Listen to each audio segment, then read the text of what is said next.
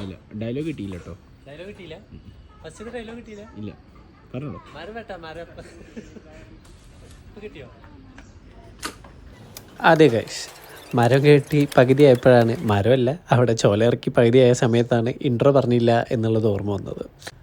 ഒന്നും നോക്കിയില്ല, കുട്ടൂസിനെ വിളിച്ചു, വീഡിയോ എടുപ്പിച്ചു, ഇൻട്രോ പറഞ്ഞു, മരം വെട്ടാൻ തുടങ്ങി.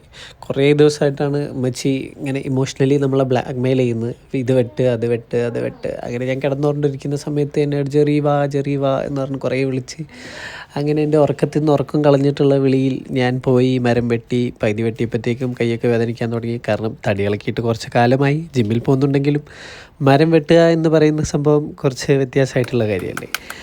അങ്ങനെ മരമൊക്കെ വെട്ടി പകുതിയാക്കി. ഇനിയും വെട്ടാനുണ്ടായിരുന്നു, ബാക്കി നാളെ വെട്ടാമെന്നും പറഞ്ഞ് ഞാനങ്ങനെ മെല്ലെ മരത്തിൽ നിന്ന് താഴെ ഇറങ്ങി.